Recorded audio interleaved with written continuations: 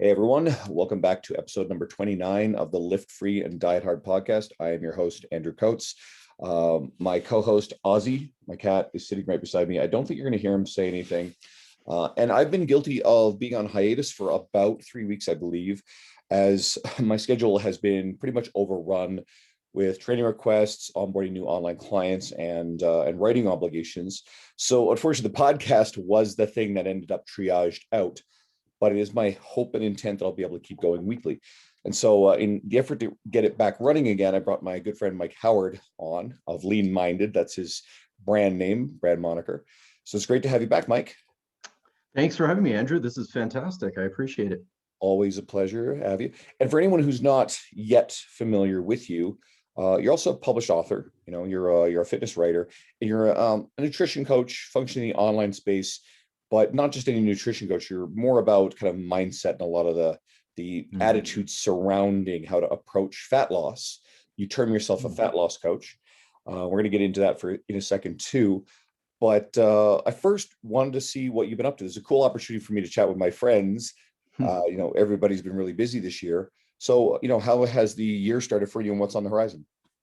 Yeah, no, for sure. As you know, and everybody knows, it's been a very interesting year. And funny enough, I mean, this time last year was the last, I think somebody posted, is the last sort of quote unquote normal week that we had, and then everybody's world kind of went sideways. So yeah, it's been an interesting year. The initial part was a bit of a scramble. But I feel like I was very fortunate. I was able to sort of pick myself back up after a bit of pivoting and yeah, I think it just re-emphasized things, directions that I was starting to go to anyway, and this just kind of really put some fuel and lit a fire under me to really get it done in a faster way, in terms of migrating things online. So I still very much do the brick and mortar thing, personal training, love it. But yeah, now it's a little bit more scattered. So instead of just being at a traditional gym, a studio, I'm doing things in homes, and I'm doing a combination of virtual stuff and then online coaching. So it's a little bit of a mixed bag. And then, of course, doing some writing stuff as well. So that's been my year. And again, I feel like I'm very fortunate that I'm almost back to full capacity. And it's one of those things you just had to kind of, shift a little bit and really, find that different direction, a different way to do things that you love to do. A lot of people were pushed into the same position. A lot of what happened depended on what state or province you were in, what city you're in. Some places got more heavily affected than others. Different places had different reactions. I mean, it goes from California on one end of the spectrum to Florida on the other in terms of, whether or not your business has been closed on you and for how long. So, some fitness professionals have really gotten the short end of the stick on this one. And some people have been relatively unaffected by it. Here in Alberta, right next door to you in British Columbia, we've kind of had the middle ground. Right. We have had our gyms closed for, I think it's about 5 of the last 12 months. We just had sort of reopening again. There's some odd restrictions. My industry enthusiasts are having an absolute fucking meltdown over them, but funny enough, they actually do make some intuitive sense. I actually don't really want to get into that stuff. I mean, if anybody, you can message me. It'd be a very long conversation. It doesn't make it. It doesn't really matter to the general listener from all over everywhere else. But we've all been dealt different hands.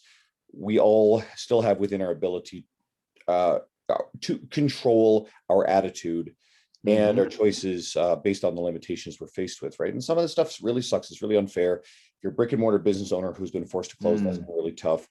Absolutely. But, we've talked to, on the podcast and outside of it, people like Luca Hosavar, Pete Dupuis, physical gym facility owners who have taken this opportunity to do everything they can to not only pivot, but also to make their businesses and their brands really strong. So I have a feeling that the type of person who's listening to this is also someone who's faced this adversity head on, challenged themselves to, educate, pivot their business, get stronger in some measurable way, and is going to come out the other side of this absolutely flying. Yeah. It's crazy how busy I've been the last couple of months. Yeah, no, for sure. And I think, you're absolutely right. People are shifting around, and we're making it work one way or another. And you're also right in that, situationally, things are different depending on where you are geographically, depending on whether you have a brick or mortar facility. But you're right. I mean, even people that do have facilities they're finding ways to get it done. And I think initially we were all in similar phases in that, okay, everything just kind of, okay, was shut down almost universally, and gyms weren't open. We were taking, the extra cautious routes. And yeah, I think that's when the default, kicks in, where I saw the industry really step up in a big way, and people were offering free, online things, and we were putting together exercise videos, and I think we did a really good job overall, I think, as an industry. And for me personally, I was like, oh my gosh, what am I going to do? Well, okay, I'm just going to keep giving, right? I'm just going to give. And I've been super fortunate that I have clients that are, giving back. And I think that, law of reciprocity and, from Cialdini's work is just really kind of kicks in a high gear there, when we're just like, okay, and giving not because we're expecting something in return, but giving because that's what we do as professionals in a lot of ways, right? We're there to serve our clientele. And so that's what I found myself doing. I constructed, a manual on how to beat this pandemic in the healthiest way possible, and how to survive it, how to thrive during it. And so it was good because it stretched me in different ways, and I had to find different ways to write and different ways to adapt. And yeah, we were all taking a slightly different route here in different situations. But overall, I can't complain. Nothing to add to that. That was wonderful. So one of the things, as I was, thinking about what to chat with you, and I always want to have interesting topics to bring to the audience. As I was looking at your bio, because all right, I want to make sure I'm going to have these keynotes about your bio. And I noticed that you have the language, a fat loss coach. And it immediately got me thinking of this crazy ideological battle that Spencer Nadolsky has been, in the middle of, and Spencer, we both know, is one of the nicest, most thoughtful, evidence-based, but kind and progressive thinking people in our industry. He's an obesity 100%. Specialist. And so he's faced a bit of an attack from, and I mean, I'm going to use the word straight up, extremists, right? These fringe, the lunatic fringe of our industry, who have deemed any language or marketing that expresses that we would help people with fat loss as being of it in and of itself fat phobic, right? And so that's a bit nuts. And it kind of goes into this greater, feeling that people have. They whip around the phrase cancel culture, but it's an example of it. And of course, then Layne Norton, Dr.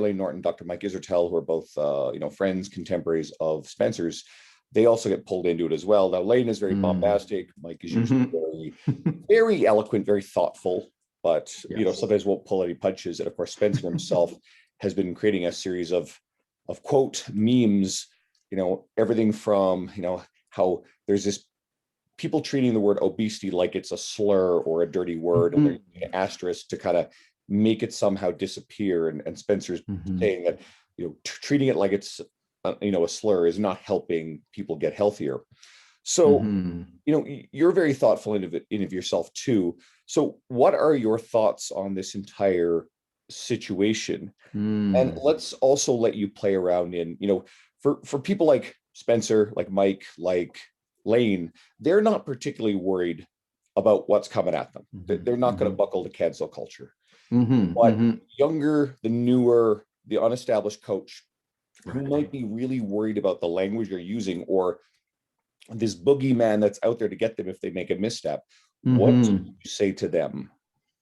Yeah, no, I think it starts off with being authentically yourself, whether it's your online presence or what your brand is.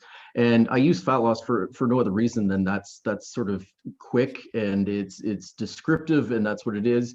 And I've been a firm believer of, selling people what they want, but then giving them what they need. So at the surface, okay, fat loss coach, what's that all about? That, I mean, it's funny to me that some people would automatically equate that with being in any way fat phobic or in any way like,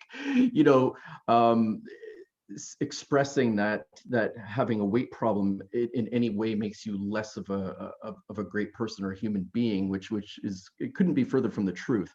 So basically my philosophy is based on subtraction through addition, right? So it's not just about the fat loss, it's about gaining health. And hopefully that does come through in my messaging. And I don't think there's anything wrong with wanting to look better. Personally, I think, they're not competing entities, as it were. So to want to look better naked and also have a great relationship with food. And I think they go hand in hand. And one fuels the other. So I do talk a lot about, the mindset of fat loss and relationships with yourself, with food, with exercise, and stepping out of your comfort zone. So that's the central components of it. Whereas, fat loss is kind of the umbrella, I guess, marketing term. So yeah, and I'm open to sort of changing that in a way too, but that is sort of my central focus. It's just in a different way. It's not a strictly dietary approach. It's not a restrictive approach. It's not an approach based in anything that is in any way, extreme. And I feel that, you mentioned Spencer, but I think in our industry, we're almost not doing our job if we're not pissing off the lunatic fringe, as you call it, right? So you're going to ruffle some feathers on every end of the spectrum. And I don't know if I'm proud to say that, but I've bathed in both like vegan tears and, high fat, low carb tears. I've bathed in healthy at every size tears, as well as, and not deliberately, just by saying something that I feel is authentically true. And you can, even if you can't have health at every size, I think that the bottom line is you can and should have dignity at every size. And that's where I'm coming from. So it's not about your actual size, and that's no way attached to who you are as a person or your value. That's part of the messaging. There's always a danger with policing people's speech, and I'm not getting into the far end of the ideological spectrum on that one. But if we have a certain group saying that you're not allowed to say this sort of thing anymore, you're not allowed to use language that gives people access to information to help them lose body fat, I think part of that same ideological group is the group that, I mean, it's anti-science. I mean, however, politically correct or whatever it might be, it's anti-science. This notion that, you are metabolically healthy on average, regardless of your level of body fat. And that's nonsense. I mean, you can be healthy at a higher level of body fat. Is that possible? Yes. Are you statistically likely to stay healthy over the long run with a higher level of body fat percentage? You are at greater risk of certain lifestyle diseases and negative outcomes. Not to mention, and again, people get nasty if you wave this around. God forbid you create a link between the fact that obesity and COVID have a very nasty comorbid relationship there. So at what point does tiptoeing around these discussions doing the people that actually want to be healthier a great disservice? And I think that's the danger.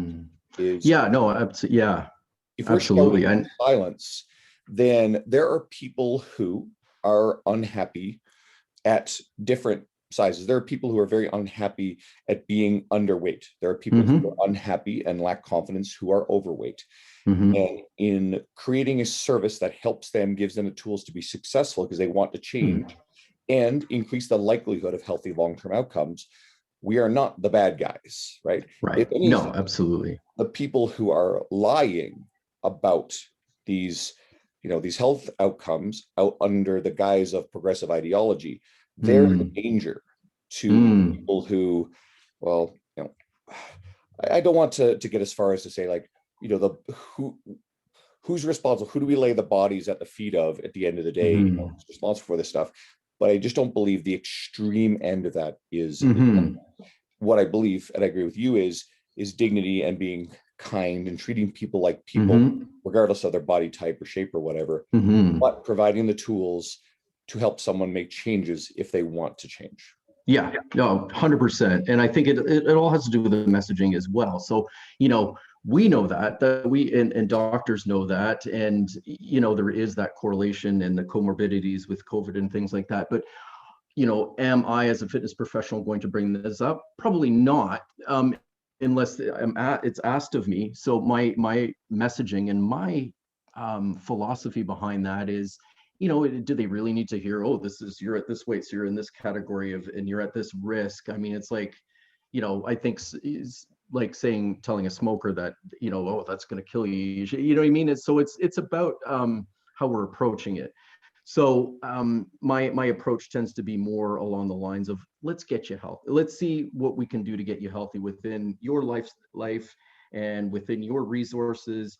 And we start from there. And it's great to have outcome goals, but we're also going to have these process goals. And through these process goals, we focus on the processes, not so much the outcome. And I find when people nail those process goals, then the chips fall in a favorable way when it comes to scale weight, and the disease risk lowers down. Instead of focusing on, oh my gosh, you're in this category and you're at risk for this, this, and this, I tend not to go in that direction, even though it might be a physiological fact. So again, I think you nailed it. Like, people need to be treated with kindness and dignity, and these are the people, more or less, that are intimidated by gyms, that are, they may be coming with some form of embarrassment and shame. So I think, all we can do as fitness professionals is be compassionate to that, compassionate to their struggles, and just have that nice kind of good balance between, okay, it's time to take the bull by the horns and just kind of get this thing going, but also, accepting reality where it is, calling it like a gentle acceptance, but not resignation, if that makes sense. One of the things that I personally do with a lot of my work is focus on getting people stronger. So Mm-hmm. I don't tend to, in my certainly branding, and I don't really do a lot of direct marketing, but I don't generally market towards fat loss as a Mm-hmm. demographic I work with. But you always invariably end up with people who want to get leaner, and in some cases, people have a lot of weight to lose. But on the Mm-hmm. gym floor, I always focus on the basic movement patterns, doing them well, and seeing people get stronger, making sure the experience is a fun experience. And this is advice to any coach, how to go about things. And then what always ends up happening is, if they're consistent with their workout experience, then strength training elevates metabolic rate. Not only are you burning calories during, which is surprisingly comparable to most cardiovascular output outside of the really high-end intensities, which beginners can't do anyway, right? That's not very sustainable. So are you giving up a lot of calorie burn between doing, good strength training versus cardiovascular conditioning? Not really. There are limits to just how much strength training you can recover from in a week, so you can layer cardio on top of that. But then the recovery from strength training also burns more calories than you would otherwise at rest. So that net effect is probably better than just straight doing cardio. And trainers oversell the effect of a little bit more muscle mass and how many more calories that consumes. But over the long run, it will add up a little bit. I mean, someone who's my size is going to burn a lot more calories than a 5'3" woman at 120 pounds. But it's still a piece of the equation. It's just often oversold. But the net effect of all of that strength training and all of its offshoots tends to be increased metabolic rate, right? And that process is continuous. Then on top of that, what tends to happen when people start getting active? What do they do with their nutrition?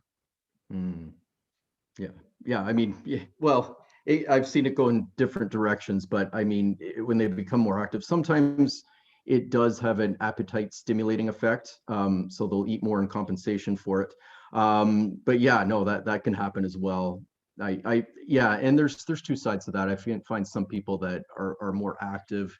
Yeah, they'll have a heightened hunger response, but then some people make that cognitive connection where it's like, okay, umbrella picture of health. I'm going to start eating more healthily too because I'm working out. But sometimes it's an overcompensation. And you raise a good point there. And I actually wrote something about this quite a while ago. It's important to recognize what, if you're doing cardio, especially, and you're noticing you're getting a hunger response, your cardio actually might be detrimental. So knowing what your hunger response is in relationship to the training.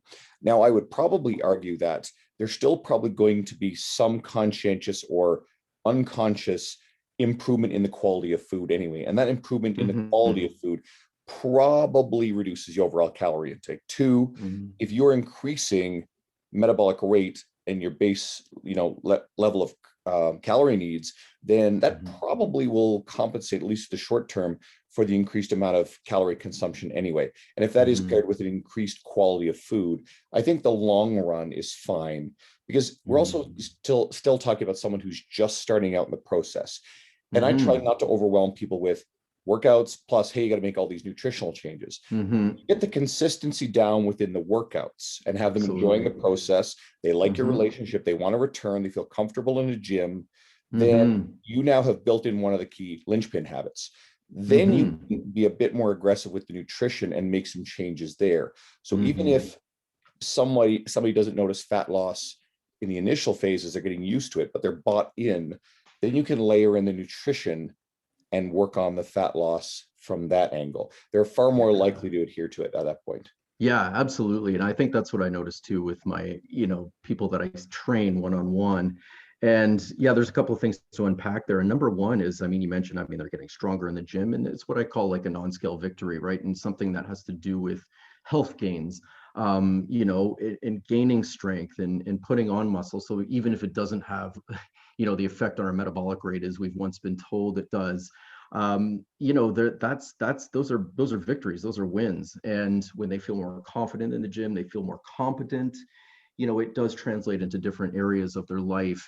So, and the second part to what you said there, I completely agree with, is not giving them too much too soon. You don't want them with an overwhelming amount of tasks. So I'm a huge believer, proponent in keeping things pretty simple. Go after that low-hanging fruit when it comes to both nutrition and your strength training, your conditioning, whatever that might be. Gravitate towards things they'll enjoy, or at least not hate, and give them what they call those Goldilocks tasks, right? Something that's going to be enough to elicit some sort of a benefit or response, but not too tough where they're like, oh my gosh, I don't want to come back to see this guy again. I've been sore for 4 days, right? So you want to give them things that are going to give them just enough where it's going to feel challenging, and they're going to want to keep doing it. But you're right. I mean, and the umbrella of all that is that relationship and their trust in you as a coach, and their desire to come back to see you and trust you in what you recommend. This topic came up in Stephen Kotler's latest book. I'm trying to remember what the hell. I know I posted it's something about peak performance. Actually, that's Okay. not what it's called, but Mm-hmm. I have it on Audible. I just got to get it. So I'm curious, A, if you listened to it or read it yet. It's called The Art of Impossible. Oh, I've So not. I a will primer put to that on the peak list. performance. Yeah. Fantastic book. It's Yeah. Yeah. really an updated but expanded explanation of Mihai Csikszentmihalyi's book Flow. He's Mm-hmm. really talking about Flow. Yeah. flow.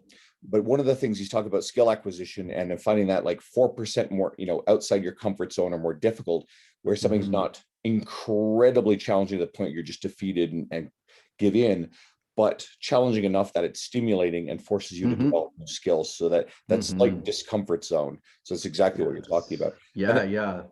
any coach listening to this, that would be one of my, I always do a book list at the end of the year. And Mike is a big advocate of reading, and we're always sharing books back and forth and ideas. Yeah. But this one's definitely going to be in my most, must Mm. reads for 2021.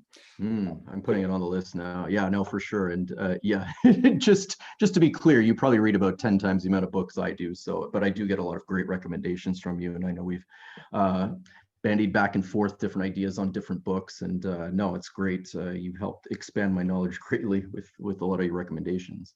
You're a big reader. You like a lot of books about critical thinking and that sort of stuff. Hmm. And let's take that into some of the skills that you work on with the clients that you work with, because you're not someone who's going, oh, new client, all right, we got to find the right diet that fits you.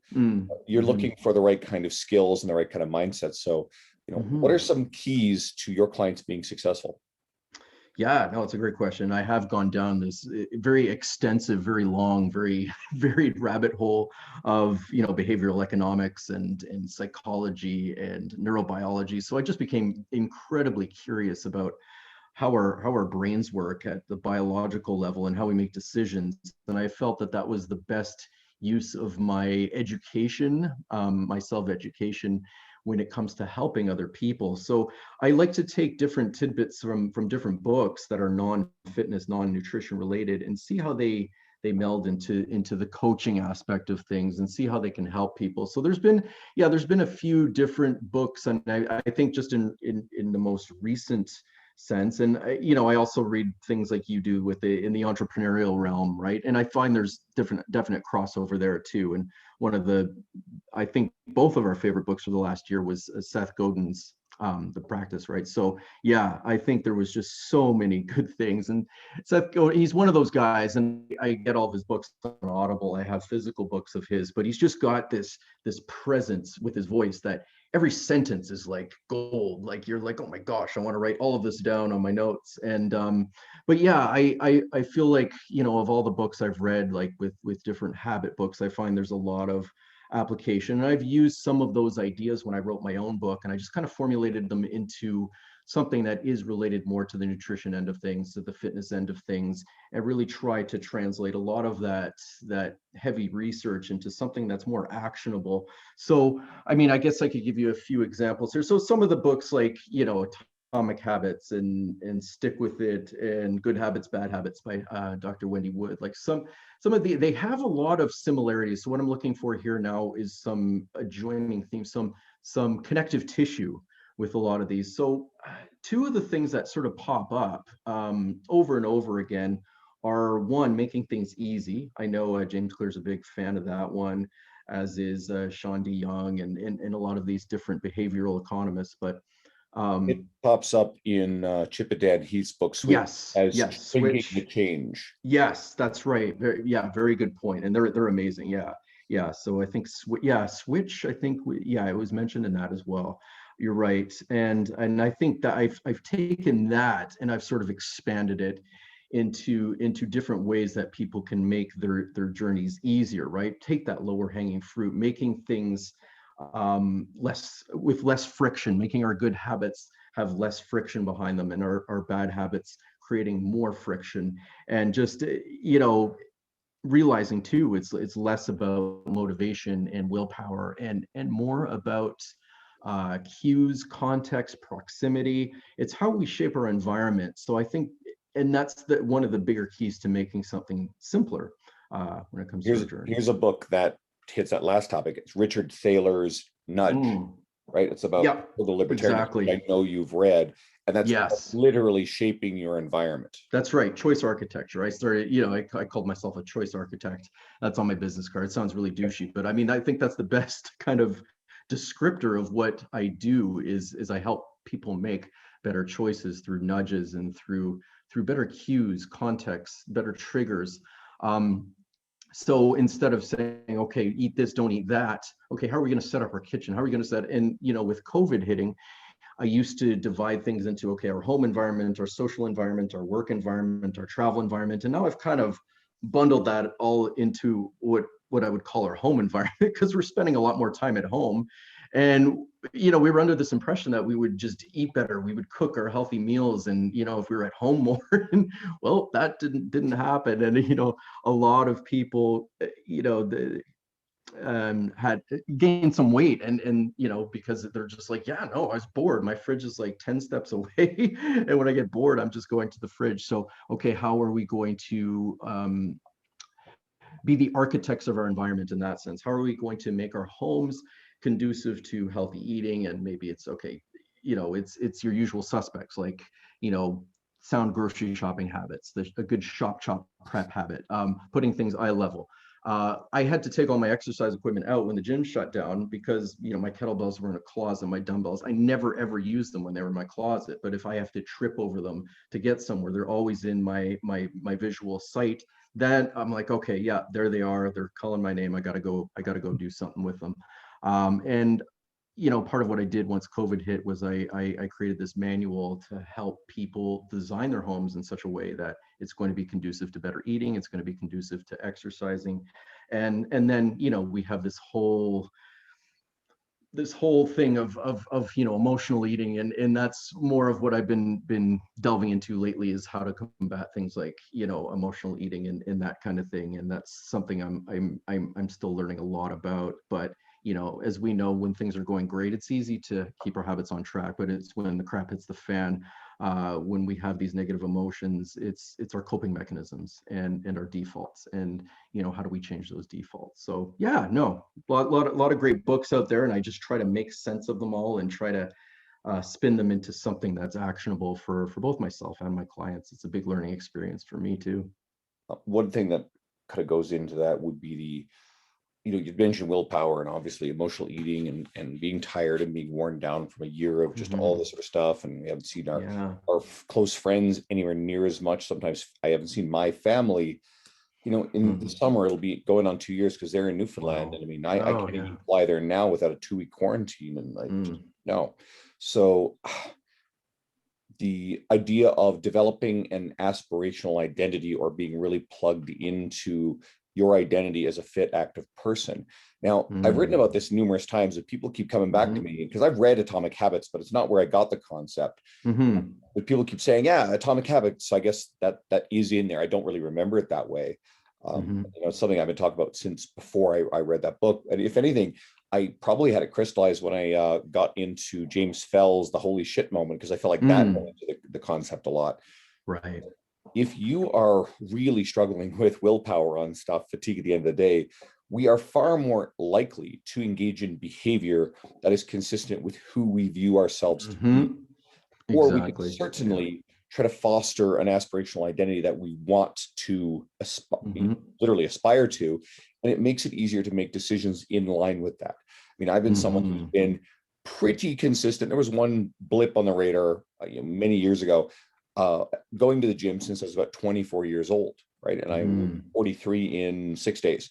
So that's a long time. It's almost 20 years. And before that, I dabbled, but that's part of my identity. I'm a big muscular guy. So the idea of, it takes me more emotional effort to consider skipping the gym at the end of the day than it does to actually go to the gym. And now that I have a home gym set up this year, I have no excuse. It is kind of funny how it can be challenging to go down into your basement and do it, just like you having your weights in your closet. So you're not invulnerable, even if you have those identities, but it's going to be an important weapon along the way. Yeah, absolutely. Yeah, I love that about identity, because that's so huge. And that's one of the most primary things I talk about when it comes to, goal setting. And, it's more about your value system in your identity. So and people think it's similar or the same, but it's not. To say, oh, I work out, or I'm an exerciser, or, you know what I mean? So they've done studies on this. So people that say, I'm a voter versus, yeah, I'll vote. The people that say I'm a voter are far more likely to vote than people that are just like, otherwise it becomes fitness, health, everything becomes an abstract idea. So when we think of it exactly how you said it, there is more aligning with our values, then it changes the dynamic of the willpower and the the necessity of willpower. Now, willpower isn't completely out of the question here. So we still need some of it at some points, but what we're doing is we're designing our lives in such a way, we're aligning with our values in such a way that we rely less on willpower, less on motivation. So, and that's huge. And I think that's the buy-in. And for someone like you, like you said, it's harder to actually skip a workout for you than it is to partake in one. I think for a lot of fitness people, it's the same thing. Like for me to just sit, that's just not going to work for me. But I think, getting people to buy in that maybe didn't grow up with that background. It's not something that they would really naturally gravitate towards. I think it's them seeing themselves as an expert, seeing themselves as at least somebody that pursues health, because I think it's hard for somebody that feels unhealthy to identify as somebody that is healthy. But I encourage them to say, look, even if you're not in that place right now, you do that as if method, right? Where it's like you act as if you have it already, and just align with and value and identify as somebody who is active, somebody who eats healthfully, somebody who prioritizes health. And then again, it just becomes about, how are we going to align with that? How are we going to set our lives up where we can actually pull the trigger with those? I'm not sure where I picked up on this, but I read it somewhere.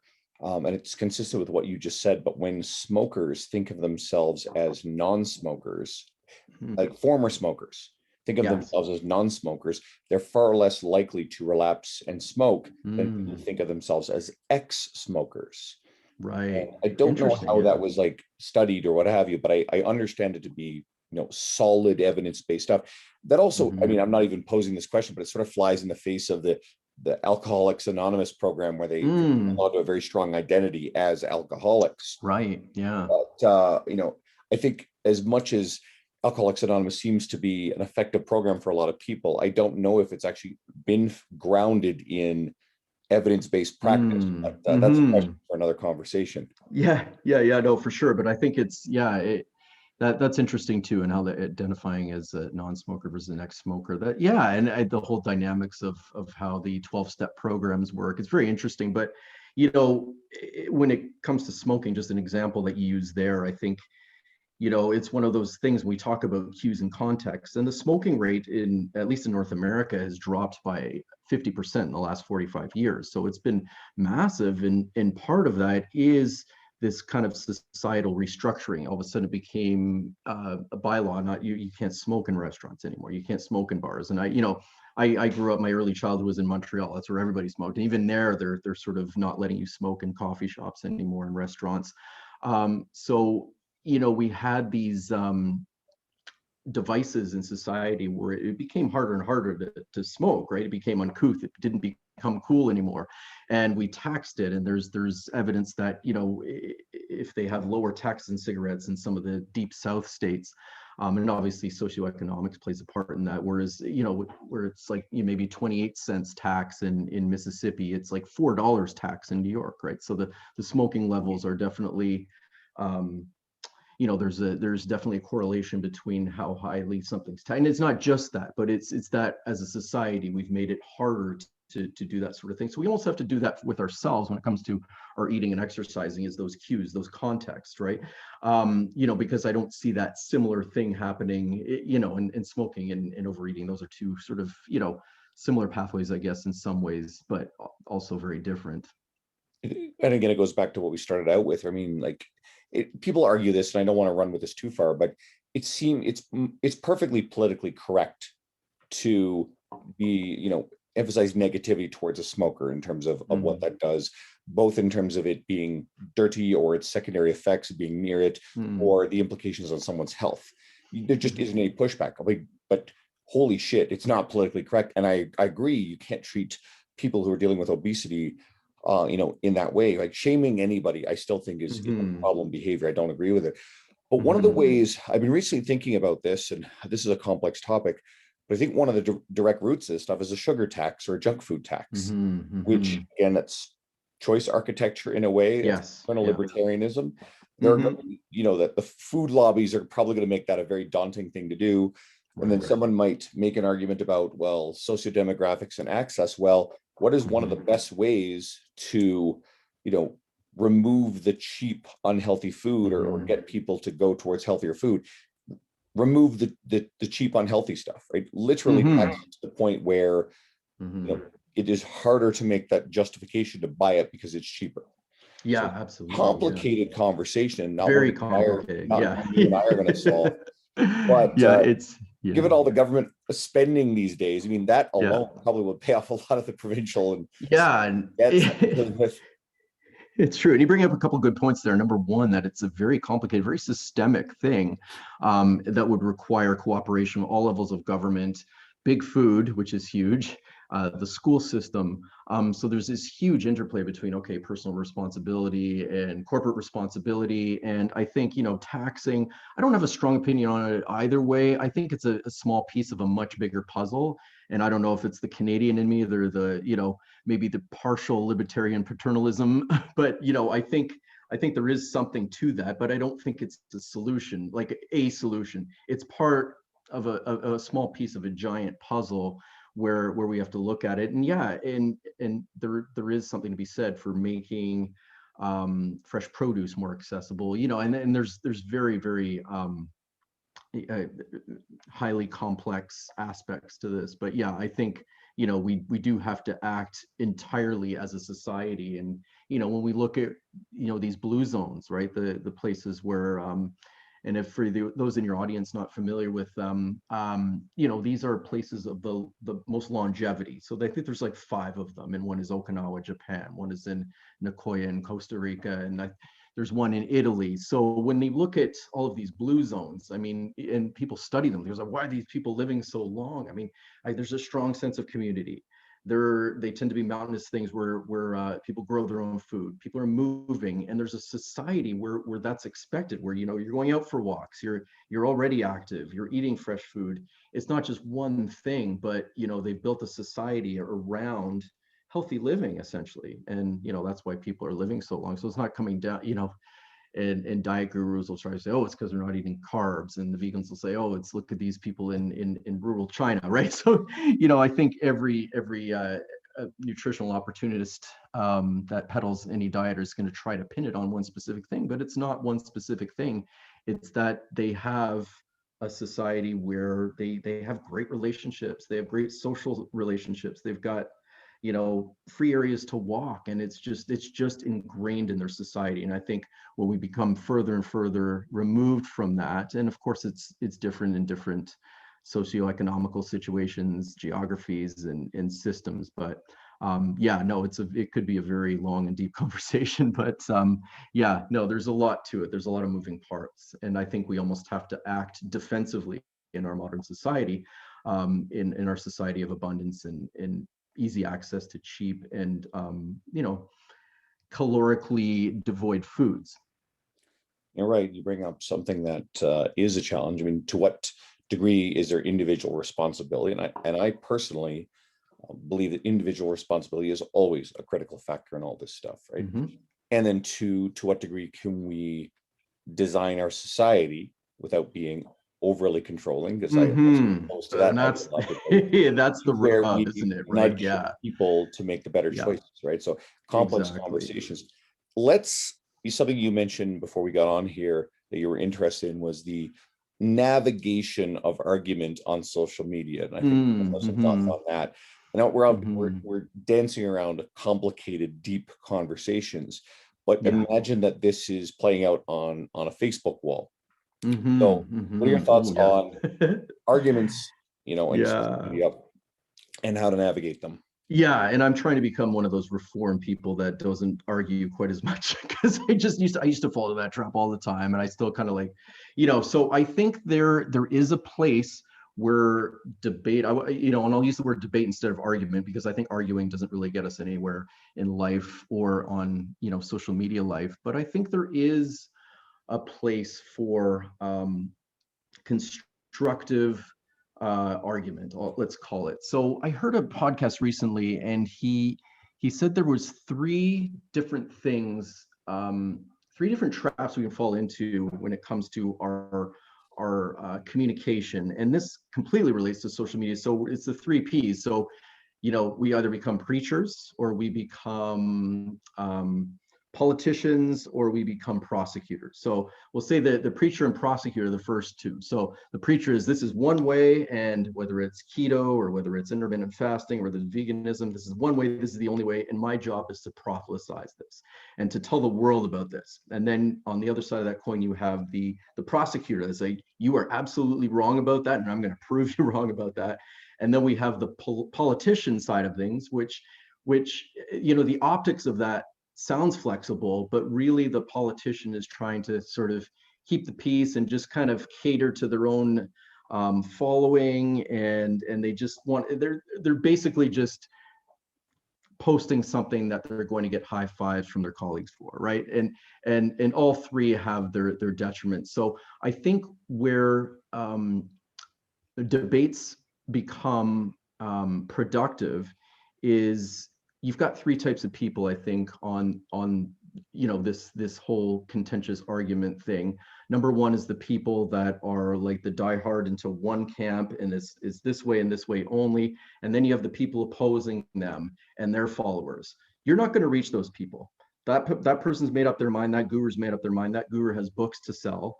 And saying anything different from what that guru believes is going to test their own credibility with them, with their following. And then you have the people arguing against them, those the prosecutors, and you're not going to, you're not going to sway that side either. But then there's this middle ground. And this is why I do engage and learn from online debate. There's a middle ground that's maybe lurking, maybe paying attention, and they haven't quite made up their mind yet. They're not in either camp. So I think it can be useful to capture that demographic. And I think there's a time and place that I think we should be calling out BS when it is clear and it can be potentially dangerous, and it can be a detriment to those reading it. I think we have a responsibility, and Spencer Dudalski again does a great job of that, Jordan Syat, and they do it in such a way where it's like it's entertaining, they memify it, they infographic, and I like to have a little bit of fun too, and I like to poke fun. And again, we talk about pissing off the lunatic fringe. You are going to rankle the extremists on this, but I do think there is value in trying to capture that middle ground, those people that are on the fence that will read these arguments and these debates and say, oh, okay, I never saw it that way. And let's face it, they don't know any better. And I've sort of sat in on debates and just as a lurker when it comes to different subject matter, right? Like, so if it's something to do with tech, or if it's something to do with online marketing, I have no idea. And it's so easy for me to I could easily buy into something that's like, oh my gosh, yeah, this guy sells a marketing system and it's only like, $297. I'm going to buy that. And then somebody will be like, oh my gosh, I can't believe you're buying that. And yet I'm sitting here going, oh my gosh, I can't believe people buy into this like cleanse. But I think, if we can dissuade people from more extreme measures and we can help educate, we can help empower. I think our biggest calling as responsible fitness professionals is to empower, is to educate, is to act as servants and give them actionable outlets, and not teach them what to think, but teach them how to think about different aspects when it comes to nutrition and exercise and lifestyle. You're right. I call it playing to the audience. I don't often get involved in internet arguments. There was once upon a time, a long time ago, I was more prone to it. I no longer do, and I have some thoughts on that I'll come back to. Yeah. But in the rare occasion where someone wanders into my Instagram where I'm more active, and they're an ideological zealot of some kind, right? Some sort of extremist. And you could look at this person and go, all right, their ideas are completely, evident in terms of evidence-based, whatever, they're wrong, right? And that's a difficult standard to meet in a lot of cases, but sometimes you just get someone who wanders in and they're just full of shit. So fine. But you're not going to try, like you said, you're not going to change that person's opinion, but how you engage with that person. If you are an asshole to that person, it says more about you than it does about the person arguing with you.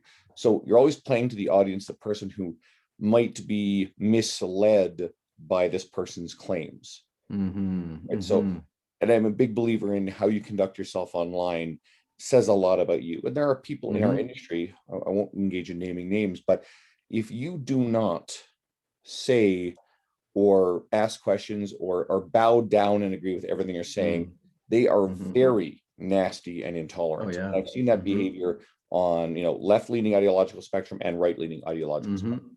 And once I see that sort of stuff, I mean, first of all, that's a person that I decide, no, I'm not going to invite that person onto the podcast going forward, right? That's I don't want to share those kinds of people with the world. Right. So, I think how you engage with people is important. For me, I'm very, very picky about getting involved in arguments. There are, in my experience, two people who do it well. Only two people. I'm sure there are others, but Mike Israetel and Alex Villada seem to have a tact and a nuance and a breadth and a depth to their intellectual database that allows them to engage in debate in a really thoughtful way and discussion. I have to agree. Yeah. Beyond that, I think that most fitness professionals are doing themselves a disservice if they are frequently getting involved in arguments. When I see Facebook arguments, it tells me one specific thing. You're not busy. You have too much free fucking time on your hand. And you're not pursuing success in your career, your brand, working with clients. Right? There are people who can get involved in the occasional discussion, be intelligent about it, bounce along, but it's the people who I see constantly in these arguments and debates I don't know. Maybe Yeah. that's how they enjoy their free time. Maybe that's how they de-stress. That's to me, it's stressful. The idea of Yeah. saying something that someone's going to come back and piss them off, hmm is just like, it'll lurk in the back of my mind, and it takes away from my ability to concentrate on mm this or writing, or if something's distracting me from coaching a client, I don't do it. Yeah. So that's one of the reasons Yeah. why I'm very, very inactive on Facebook, and I don't wander into stuff that hmm I see. It's just like, Yeah. I love the analogy. I see something online that I don't agree with. Okay, it's like walking hmm down the road and, oh, there's hmm dog shit on the side. Okay, cool. A lot of people, what they essentially do is they do the equivalent of roll around in the dog shit and then cry that it smells terrible and that sucks. Yeah. That's what you're doing Yeah. when you see something online you disagree with, and you have to go into attack mode. Yeah. Right? Yeah. No, and yeah, Walk you do it the right past way, the and dog and shit. I still have a lot of learning to do because I still admittedly get dragged into those things. I mean, I drag myself into it. That's the thing, and it's like you said, and you're absolutely right. Like, I think you have to ask yourself at the end of the day, is this a good use of my time? And I think if it's defending something that you've written, which I know you had to do occasionally, that's worthwhile because you're defending your own remarks or what have you, your own opinions, or even if it's fact-based, you're going to have people that in opposition to that. Or if there's a learning experience and you're doing it tactfully, we're not getting too emotionally involved with it. But I think that's huge, right? And you have to, yeah, is this a good use of your time? And if you're not, is it taking away from something more productive that you could be doing? And that's the process I'm using now to decide whether I'm going to engage or not. So I mean, there's tactful and there's good ways to sort of call things out, and yeah, that's part of what I do. And I feel like, I feel like it is a bit of an obligation to sort of almost, you know, call this out, especially if it's somebody that's a pretty big public figure that has a big audience, and maybe say, hey, here's a different way to look at this. So I think I think that's big, and I think having that, and also to that real quick, what can we learn from the other side? I think that's the what's missing here is like, okay, this person's saying this, okay, where are the points of agreement? Let's look at that first. What do we agree on? And I think genuinely all these other gurus, they probably do want to help people. I mean, obviously there's people in it just for the money and a quick cash grab, but I think generally speaking, we all want to help society in some way. So it's looking for that other side. And I heard an interview most recently with Barack Obama. It's Brene Brown's podcast. She has a podcast now, and it's quite excellent. But and that's as political as I get, mentioning Barack Obama. But he's such an interesting man, and I'm taking all politics aside. But one of the things that he said that really struck me is like he was hanging out in his college days with just like-minded people. He said we all had the same, we hung in the same circles, we all had the very same opinions. He said I had to get out of that. And he said, look, there's people from the opposite side of the political spectrum of me that have pretty good ideas. I mean, I might not agree with a lot of their fundamentals, but like they actually have some pretty good ideas. So it's important to listen to that, sift out the good stuff and just hang in different circles and really kind of expose yourself to different ideas. And that struck me, and that's kind of like, okay, that's a good way to think about things too. And I don't always think about that when I'm going in. It's like, no, I'm right, and that preacher, that prosecutor, that the instinct is to sort of go in guns ablaze and say, no, you're wrong. But no, I think it's about how we discern this and how we get this message out to other people in a way that's actionable to them. I love that you mentioned Brene Brown, because I think she's one of the best people that you could possibly expose yourself to her ideas. Her thoughts on shame and guilt and vulnerability. And a couple of things that I certainly pick up from her, and I take it. I don't care if it is coming from the highest moral ground possible. If you are using shame as a tactic towards others, especially online, that's a particularly nasty thing. And I don't like the use of dehumanizing language. That's something Brene has written about as well. And we see it all over the place, right? So, if you get heated and frustrated, don't fall into the traps where, and then right now we are seeing a lot of stuff going on over the world. And I personally am witnessing a lot of shaming under the guise of, progressivism, under the guise of science, under the guise of, the moral high ground. And yet shame is being the major tactic used to gain compliance in certain things. And I don't think that's well, I don't like that. But yeah, Brene is wonderful. I think everybody should read her stuff. And I respect Barack, intelligent guy. I mean, if not a big fan of most politicians, but Barack seemed to handle himself with a lot of grace. There was another thought I had there too. Oh yes, of course. The whole thing about learning from the people, the people we sort of see as the bad guys, right? The ones who are sharing the misinformation that we want to argue about.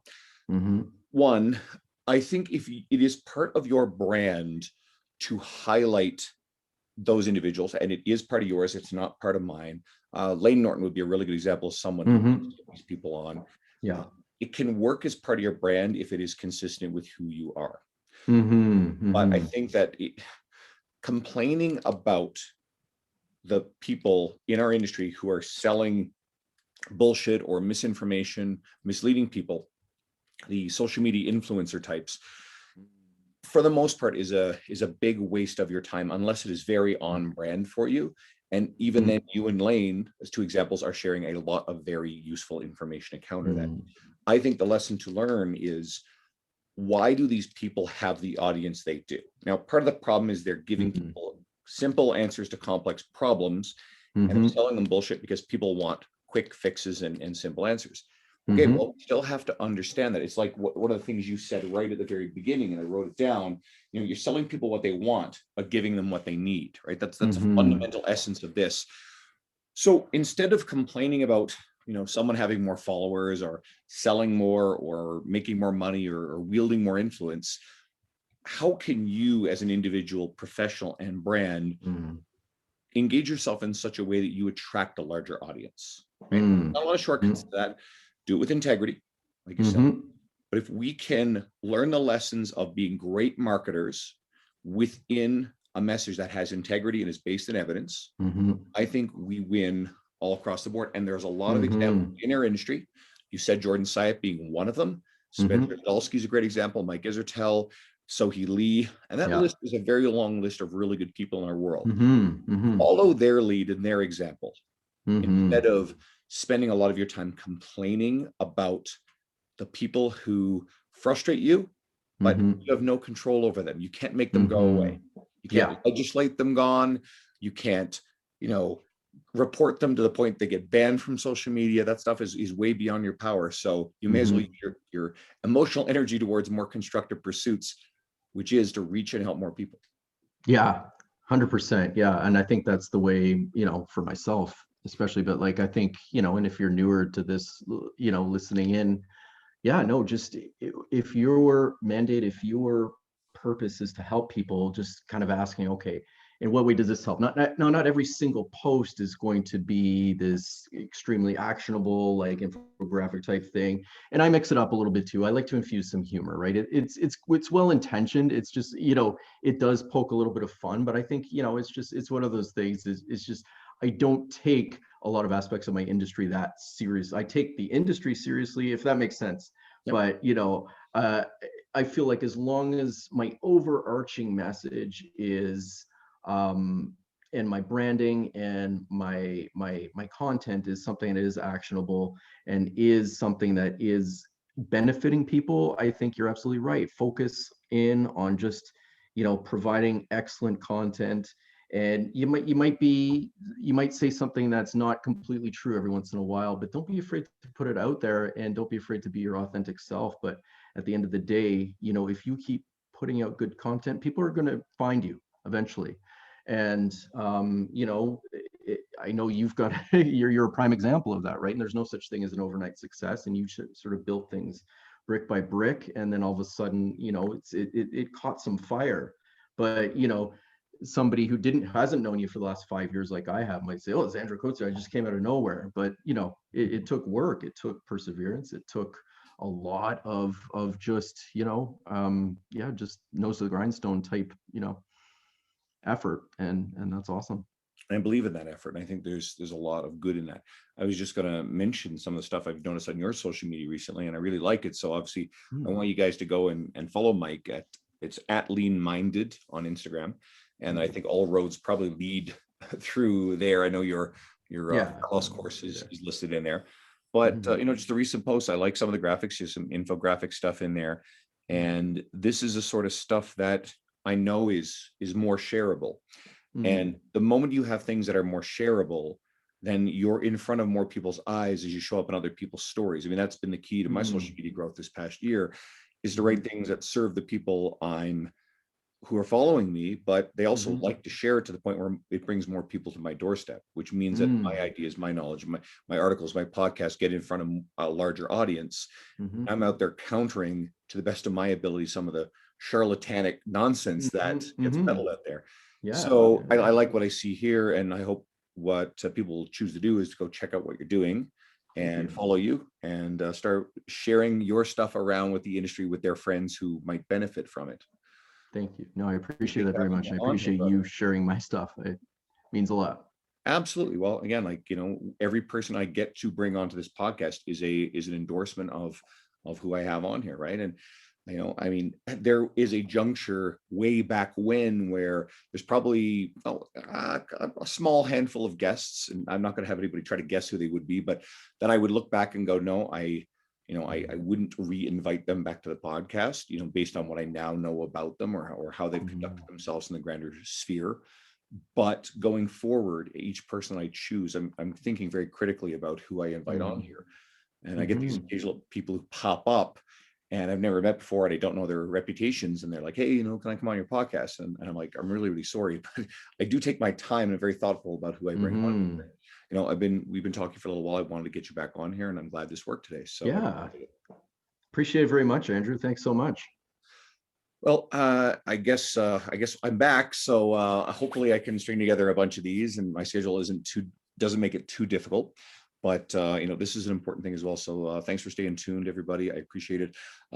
Reach out, shoot me some messages. I want to know.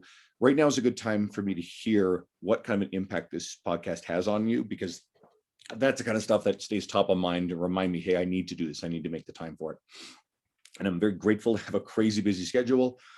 But part of the challenge is finding time within normal, reasonable hours to, book a lot of people. You were nice enough to come on a Sunday evening to come and chat with me, right? So, Mike, it's great to catch up again. I will. Anytime. We're recording on Sunday night, so this will be available very late Monday, very early Tuesday, this coming week. So it'll be up right away. And for everybody else listening, things like 5-star reviews and sharing it with someone in your world that you believe this would have value to goes a long way towards me helping more people, which is something I genuinely love to do, and make a good living in the process. There's nothing dishonorable about that. So let's not gloss that over.